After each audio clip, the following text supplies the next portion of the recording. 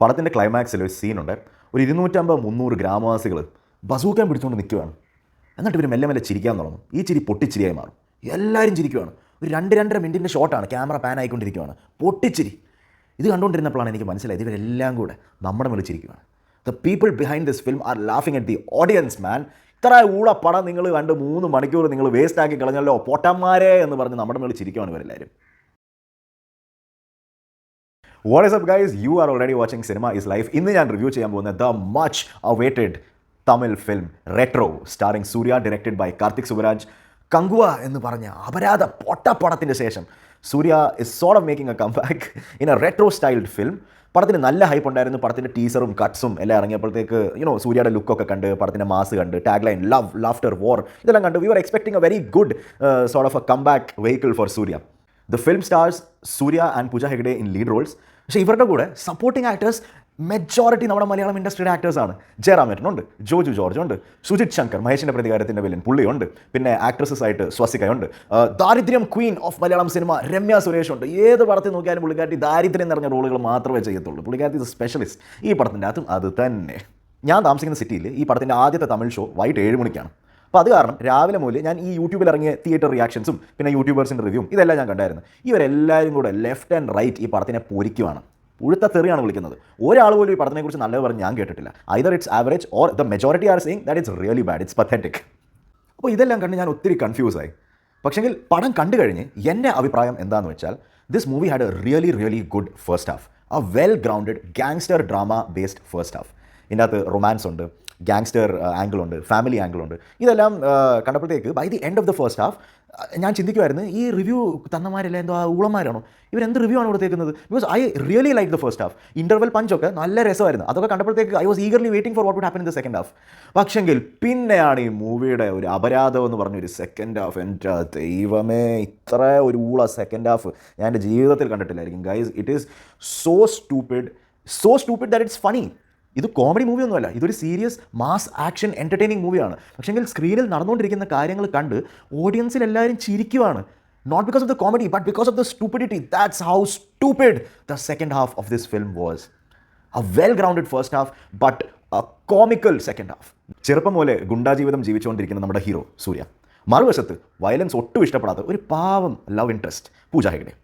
Now she wants him to leave behind all of this violence and gangster life, and he decides to do so. The consequences that arise because of this decision is what takes the story forward. ഈ പടത്തിൻ്റെ അകത്ത് ഒരു എന്താ പറയുന്നത്, ഒരു 4-5 മിനിറ്റിൻ്റെ ഒരു continuous shot ഉണ്ട്. ഒരു വെഡ്ഡിങ് സീനാണിത്. ഇതിൻ്റെ അകത്ത് ഇവരുടെ കല്യാണത്തിൻ്റെ കൂടി ഇവരുടെ പാട്ടും ഡാൻസും പിന്നെ ജോജു ജോർജിൻ്റെ അപ്പിയറൻസ് ഒക്കെ. ഇതിൻ്റെ അകത്ത് ജോജു ജോർജ് പ്ലേ ചെയ്യുന്ന സൂര്യയുടെ ഫാദറായിട്ടാണ്, അഡോപ്റ്റീവ് ഫാദറായിട്ടാണ് ജോജു ജോർജും വരുന്നത്. പിന്നെ ഇവരുടെ ഇടയ്ക്കുള്ള പ്രശ്നവും പിന്നെ ഒരു ഫൈറ്റ് സീനും ഇവരുടെ കോൺഫ്ലിക്റ്റും അത് കഴിഞ്ഞ് നടക്കുന്ന സംഭവങ്ങൾ ഇതെല്ലാം ഒരു സിംഗിൾ ഷോട്ട് സീനിൽ ഇവർ ഷൂട്ട് ചെയ്ത് വെച്ചിട്ടുണ്ട്. ഒരു 5-6 മിനിറ്റിൻ്റെ സീൻ. നല്ല കിടിലൻ സീനാണ്. സോ ഞാൻ പറഞ്ഞില്ലേ, ഈ സ്റ്റോറി എന്ന് വെച്ചാൽ നമ്മൾ 100,000 പടങ്ങളിൽ കണ്ട സ്റ്റോറിയാണ്. പക്ഷെങ്കിൽ the way it was captured especially in the first half was what sort of made me excited for the second half. പക്ഷെങ്കിൽ അതിൻ്റെ ശേഷം ഈ സെക്കൻഡ് ഹാഫ് എന്ന് വെച്ചാൽ എൻ്റെ ദൈവമേ, ഈ നല്ലപോലെ ഗ്രൗണ്ടഡ് ആയിരുന്ന ഒരു ഗാങ്സ്റ്റർ ഡ്രാമ റൊമാൻസ് ബേസ്ഡ് സ്റ്റോറിയെ ഇവർ ട്രാൻസ്ഫോം ചെയ്ത് ഒരു കൾട്ട് സംഭവമാക്കി മാറ്റി. എന്ന് വെച്ചാൽ ഹോളിവുഡ് പടങ്ങളിൽ കാണുന്ന പോലെ നമ്മുടെ ഫൈറ്റ് ക്ലബിൻ്റെ കൾട്ടില്ലേ, അങ്ങനത്തെ ഒരു ഐലൻഡ് ഉണ്ട്. ഐലൻഡിൽ ഒരു രാജാവുണ്ട്. രാജാവിന് കുറേ അടിമകളുണ്ട്. ഈ രാജാവ് ഗ്ലാഡിയേറ്റർ സ്റ്റൈൽ അടിമകളെയും കൊണ്ട് നടത്തുന്ന തല്ലും പിടി ഗ്ലാഡിയേറ്റർ സ്റ്റൈൽ മാച്ചുകളുണ്ട്. അങ്ങനത്തെ ഒരു വലിയ കൾട്ടിൻ്റെ അകത്തോട്ട് നമ്മുടെ ഹീറോയിനും കൂടെ അങ്ങ് ചേരുവാണ്. എന്നിട്ട് പിന്നെ നടക്കുന്ന സംഭവങ്ങളാണ് സെക്കൻഡ് ഹാഫ്. എൻ്റെ ദൈവമേ, ഒന്നും മനസ്സിലാകുന്നില്ല എന്താ ഇതൊക്കെ കാണുമ്പോൾ നമുക്ക് ചിരി വരുവാണ്. The stupidity. സ്റ്റോറി ഇത്രയും നല്ലതായിട്ട് ഫസ്റ്റ് ഹാഫിൽ കൊണ്ടുപോയിട്ട് സെക്കൻഡ് ഹാഫിൽ എന്ന് വെച്ചാൽ ഒരു ജോക്കർ സ്റ്റോറിയാക്കി മാറ്റിയല്ലോ എന്നാണ് എനിക്ക് സങ്കടം വരുന്നത്. പിന്നെ അതിൻ്റെ കൂടെ സെക്കൻഡ് ഹാഫിൽ തമിഴ് പടങ്ങളിൽ സ്ഥിരം കണ്ടുകൊണ്ടിരിക്കുന്ന രക്ഷകൻ ആംഗിൾ. ഗൈസ്, ഒരു ഗ്രാമത്തിനെ രക്ഷിക്കാൻ വരുന്ന ഹീറോ. എൻ്റെ ദൈവമേ, ഇതുപോലത്തെ പൊട്ടത്തരം ഓൾറെഡി ഈ കൾട്ട് സംഭവം പൊട്ടത്തരം നടന്നുകൊണ്ടിരിക്കുകയാണ്. അതിൻ്റെ കൂടി രക്ഷകൻ ആംഗിളും കൂടെ ചേർത്തിട്ട് ഇതിനകത്തൊരു സീക്വൻസ് ഉണ്ട്.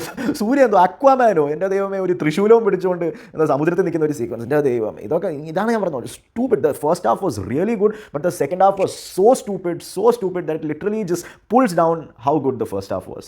ഇനിയും ആക്ടിങ്ങിനെ കുറിച്ച് പറയുവാണെങ്കിൽ, even before I talk about Suriya, I want to talk about Pooja Hegde. ഈ പടത്തിൻ്റെ അകത്ത് പുള്ളിക്കാരിയുടെ മുഖത്ത് കരിയൊക്കെ പുരട്ടി പുള്ളിക്കാരത്തെ ഒരു ഡാർക്ക് കോംപ്ലക്ഷനുള്ള ഒരു പെണ്ണാക്കി മാറ്റി. എന്ത് അപരാധമാണിത്, എന്ത് ഊളത്തരമാണ്, എന്തിനാണ് ഇതൊക്കെ ചെയ്യുന്നത് ഈ കാലഘട്ടത്തിൽ? I mean, to be fair, Pooja Hegde is not a very fair woman. She is not fair like Katrina Kaif or anything. She has a wheatish complexion. അതുപോലെ അതിൻ്റെ മേളിൽ കരിയൊക്കെ പുരട്ടി പുള്ളിക്കാരത്തിയെ കറുപ്പിക്കേണ്ട എന്താവശ്യമാണ്? If you want an actress with a dark complexion, then hire an actress who actually has a dark complexion. No. What is this കരിവരണ്ട ജീവിതം? My god, it was pathetic guys. മൂവിക്കകത്ത് പൂജ ഹെഗ്ഡെ കണ്ടുകൊണ്ടിരുന്നപ്പോൾ എനിക്കാണെങ്കിൽ എന്താ പറയുന്നത്, ഛർദ്ദിക്കാൻ വന്ന്. ഇതെന്തൊരു, എനിക്ക് പേടി വന്ന് ഇടയ്ക്കിടയ്ക്കൊക്കെ സീക്വൻസ് കാണും. ഒന്നാമത് ഈ കരി വിരിച്ച് പുള്ളിക്കാരത്തി ഒരു എന്താ പറയുക ട്രോപ്പിക് തണ്ടറിലെ റോബർട്ട് ഡൗണി ജൂനിയർ ആക്കി മാറ്റി വെച്ചേക്കുവാണ്. അതിൻ്റെ മേളിൽ ഈ കരി എന്ന് വെച്ചാൽ ഇൻകൺസിസ്റ്റൻ്റ് ആണ്. ചില സീക്വൻസസിൽ കരി ഭയങ്കര കൂടുതലാണ്, ചില സീക്വൻസസിൽ ഷീ ലുക്സ് ലൈക്ക് നോർമൽ പൂജ ഹെഗ്ഡെ. ഇത് കണ്ട് എനിക്കെൻ്റെ ദേഷ്യവും വരുന്ന, എനിക്കെൻ്റെ പറയാനില്ല, ഒരു ഊള സംഭവമാണ് ഈ കരി വരട്ടി ഈ ഫെയർ സ്കിൻ ആക്ട്രസസിനെ ഇവർ ഡാർക്ക് സ്കിൻ ആക്കി മാറ്റി വെക്കുന്നത്, which is just a pathetic practice. I totally condemn it and I just hope that this stops. പിന്നെ പടത്തിൻ്റെ അകത്ത് സൂര്യ ലീഡ് ആക്ടർ, മാസ് എല്ലാം നല്ല അടിപൊളിയായിട്ട് പുള്ളി പൊട്ടർ ചെയ്യുന്നുണ്ട്. നല്ല കരിസ്മ ഉണ്ട് പുള്ളിക്കാരന്. ആ റെട്രോ വൈബും പുള്ളിക്കാരൻ്റെ മേക്കപ്പും ആ ലുക്കും ആ താടിയും പുള്ളിക്കാരൻ്റെ ഡ്രസ്സൊക്കെ നല്ല രസമാണ്. പിന്നെ അതിൻ്റെ കൂടെ പുള്ളിക്കാരൻ പുൾ ഓഫ് ചെയ്യുന്ന മാസ് സീക്വൻസസ് ഒക്കെ നല്ല എഫക്റ്റീവാണ്. So Suriya has done his job really well. അതിൻ്റെ കൂടെ തന്നെ ജോജു ജോർജും ജയറാമും എടുത്തു പറയേണ്ട കാര്യമെന്ന് വെച്ചാൽ, ഞാൻ പറഞ്ഞില്ലേ കുറേ റിവ്യൂസ് ഞാൻ ഈ പടത്തിനെക്കുറിച്ച് കേട്ടായിരുന്നു. അതിൻ്റെ അകത്ത് ഇവരെല്ലാവരും ജയറാമിനെ അങ്ങ് പൂരിക്കുവാണ്. എന്ത് ഊള റോളാണ് ചെയ്തേക്കുന്നത്, എന്ത് പൊട്ട റോളാണ് ചെയ്തേക്കുന്നത്. To be honest, Jayaram last ചെയ്തേക്കുന്ന തമിഴ് പടങ്ങളുടെ അകത്ത് എല്ലാം ഇങ്ങനെ ഊള റോളാണ് ചെയ്തേക്കുന്നത്. പക്ഷേ ഇതിൻ്റെ അകത്ത് he place A laughing doctor. I mean, he is brought specifically in to bring comedy, to do ഊളത്തരം, and he has done a good job. ഇങ്ങനത്തെ ഒരു ക്വർക്കി ഊള ക്യാരക്ടർ പുൾ ഓഫ് ചെയ്യാനും നല്ല ആക്ടിങ് സ്കിൽസ് വേണം, and he's done a really good job because പുള്ളിക്കാരൻ വരുമ്പോൾ starting കുറേ സീൻസിൽ നല്ല comedy ഉണ്ടായിരുന്നു. അത് ഊളത്തരമാണെങ്കിലും അത് നല്ല കോമഡിയാണ്. So I don't feel that the criticism towards Jayaram in this film is justified because I like this role. Last ആകുമ്പോഴത്തേക്ക് സീരിയസ് ഇമോഷണൽ പാർട്സ് ഒക്കെ വരുമ്പോഴത്തേക്ക് he has become serious and he has done an overall good job only. So yeah, അതിൻ്റെ കൂടെ Joju George പിന്നെ ഇതിൻ്റെ അകത്ത് പൊട്ടർ ചെയ്തേക്കുന്നത് സൂര്യയുടെ ഫാദറിൻ്റെ റോളാണ്. അപ്പോൾ ഇതിൻ്റെ അകത്ത് പുള്ളിക്കാരൻ നല്ലൊരു റോൾ പൊട്ടർ ചെയ്തിട്ടുണ്ട്. പിന്നെ ഈ പടത്ത് വില്ലനായിട്ട് അഭിനയിച്ച ഒരാളുണ്ട്. ഞാൻ പറഞ്ഞില്ല, സെക്കൻഡ് ഹാഫിൽ ഒരു കൾട്ട് സംഭവമുണ്ട്. ആ കൾട്ട് റിലേറ്റഡ് വില്ലനാണ്. ഒരു സൈക്കോട്ടിക് ക്യാരക്ടറാണ്. പക്ഷെങ്കിൽ the biggest miscast, the actor who portrayed the role of a villain, അത് ആരാന്ന് പോലും എനിക്കറിയത്തില്ല. ഇവരെന്താ ഓർത്തേക്കുന്നത്, ഒരു 6-7 അടി പൊക്കമുള്ള ഒരു നല്ല ബോഡിയൊക്കെ ഉള്ള ആളിനെ കൊണ്ടുവന്ന് ചുമ്മാ അങ്ങ് നിർത്തിയാൽ നമ്മൾ വില്ലനാണെന്ന് പറഞ്ഞാൽ അംഗീകരിക്കുമോ? ഒരു വില്ലൻ ഒരു ഓറ വേണ്ടേ, ഒരു ഈവിൽ ഓറ വേണ്ടേ, ഒരു ഡെവിലിഷ് നേച്ചർ വേണ്ടേ, അതൊക്കെ പുൾ ഓഫ് ചെയ്യാനുള്ള ആക്ടിങ് സ്കിൽസ് വേണ്ടേ? അതൊന്നും ഈ ആക്ടറിനില്ലായിരുന്നു. ഒരു ഊള വില്ലനായി മാറിയേക്കുവാണ്. Now let's talk about the music and background score of this film. Santhosh Narayanan, സന ആണ് ഈ മൂവിയുടെ മ്യൂസിക് എല്ലാം ഉണ്ടാക്കിയേക്കുന്നത്. ജസ്റ്റ് ലൈക്ക് ദ ഫിലിം, മൂവിയുടെ ഫസ്റ്റ് ഹാഫിൽ നല്ല അടിപൊളി മ്യൂസിക്കാണ്. എസ്പെഷ്യലി ദ ടൈംസ് അവരുടെ ഈ റൊമാൻറ്റിക് ആംഗിളൊക്കെ വരുമ്പോഴത്തേക്ക് ഒരു വയലിൻ പീസ് ഉണ്ട്. ഇത് ഈ മൂവിയുടെ ഒരു ടീസറിനകത്തുണ്ടായിരുന്നു. ആ ടീസറിനകത്ത് ഈ മ്യൂസിക് കേട്ടപ്പോൾ തന്നെ എനിക്ക് ഒത്തിരി ഇഷ്ടപ്പെട്ടു. ആ വയലിൻ പീസ് ഈ മൂവിയിൽ എഫക്റ്റീവ്ലി യൂസ് ചെയ്തിട്ടുണ്ട്. എസ്പെഷ്യലി പൂജ ഹെഗ്ഡെയും സൂര്യയുടെ സീൻസൊക്കെ വരുമ്പോഴത്തേക്ക്, ഇമോഷണൽ സീൻസൊക്കെ വരുമ്പോഴത്തേക്ക് നല്ല അടിപൊളി മ്യൂസിക്കാണ്. അതുപോലെ തന്നെ ഫസ്റ്റ് ഹാഫിൽ നല്ല രസമായ മ്യൂസിക്കാണ്, നല്ല ഇമ്പാക്ട്ഫുൾ മ്യൂസിക്കാണ്. പക്ഷെങ്കിൽ സെക്കൻഡ് ഹാഫ് വരുമ്പോഴത്തേക്ക് പടത്തിൻ്റെ സ്റ്റോറി പോയ പോലെ തന്നെ എന്ത് അപരാധ മ്യൂസിക്കാണ്. ഒരു കോമ്പിനേഷനും ഇല്ലാത്ത EDM-ഉം പിന്നെ ക്ലാസിക്കൽ വയലിനും പിന്നെ ഡബ് സ്റ്റെപ്പും പിന്നെ ഒരു ആവശ്യവും ഇല്ലാത്ത റോക്ക് ആൻഡ് റോളും ഇതെല്ലാം മിക്സ് ചെയ്ത് ഒരു എന്താ പറഞ്ഞ ഒരു കിച്ചടി ഉണ്ടാക്കി വെച്ചേക്കുന്നതിൻ്റെ തൊട്ട് ഒരു എന്താ ഒരു സെക്കൻഡ് ഹാഫ് എന്ന് വെച്ചാൽ ഈ ഫുൾ പടം തന്നെ ബോറാണ്. സ്റ്റോറിയും ബോർ, മ്യൂസിക്കും ബോർ, എല്ലാം ബോറാണ്. പടത്തിൻ്റെ ടെക്നിക്കൽ ആസ്പെക്ട്സിനെ കുറിച്ച് പറയുവാണെങ്കിൽ സിനിമാറ്റോഗ്രാഫി, സൗണ്ട് ഡിസൈൻ ഇതെല്ലാം നല്ല രസമാണ്. പടത്തിൻ്റെ അകത്ത് കുറേ റിയലി ബ്യൂട്ടിഫുൾ സീക്വൻസസും ഷോട്ട്സും ഒക്കെ ഉണ്ട്. Especially the ones elevating the lead actor, നല്ല മാസ് ഇഫക്റ്റ് ഒക്കെ കൊടുക്കുന്നത്. പിന്നെ ബാക്കി ഷോട്ട്സും എല്ലാം അണ്ടമാനിലൊക്കെയാണ് ഷൂട്ട് ചെയ്തേക്കുന്നത്. നല്ല രസകരമായ നേച്ചറിനൊക്കെ യൂസ് ചെയ്തിട്ടുണ്ട്. നല്ല സിനിമാറ്റോഗ്രാഫിയും sound design, editing and all was really good. So that's what added to the overall cinema experience. പടം ഉള്ളതാണെങ്കിലും ടെക്നിക്കൽ സൈഡ് സ്ട്രോങ് ആണ്. അതുകൊണ്ട് തിയേറ്ററിൽ കാണുന്ന ആ എഫക്റ്റ് കിട്ടി. കാര്യം എനിക്ക് എടുത്ത് പറയാനുള്ളത് ഈ മൂവിയുടെ set design, production design, especially second ഹാഫിൽ വരുമ്പം ആ കൾട്ടിൻ്റെ സംഭവം എല്ലാം പത്തറ്റിക് ആണ്. Already we are just simply trying to replicate things which we have seen in many Hollywood films.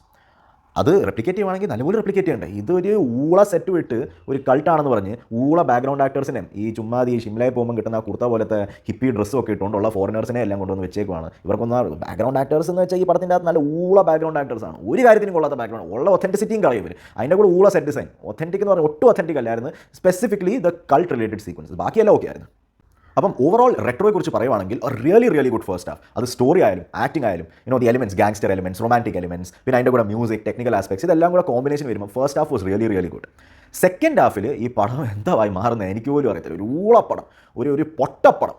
Story എന്ന് വെച്ചാൽ it becomes so stupid that you end up laughing. പടം തീരുമ്പോഴത്തേക്ക് ആൾക്കാർ തീരുന്നതിന് മുമ്പേ തന്നെ ഇറങ്ങി പോവുകയാണ്. ആൾക്കാരെല്ലാം കൂടെ ചിരിക്കുവാണ്. എസ്പെഷ്യലി ക്ലൈമാക്സ് കാണുമ്പോൾ ഉള്ളത്തരങ്ങളൊക്കെ കണ്ട് എല്ലാവരും ചിരിക്കുവാണ്. So that is my review of Retro. തിയേറ്ററിൽ പോയി കാണണോ വേണ്ടയോ? Now this is a really tough question. I seriously do not have an answer. തിയേറ്ററിൽ കാണാനുള്ള എലിമെൻറ്റ്സ് എല്ലാം ഉണ്ട്, മാസ് ഉണ്ട്, ടെക്നിക്കൽ ആസ്പെക്ട്സ്, നല്ല മ്യൂസിക് ഉണ്ട്. പക്ഷേ ഈ സെക്കൻഡ് ഹാഫ് കാരണം അയ്യോ, you guys be the judge of it. I will be back with another review, another video. Till then, take care. Goodbye.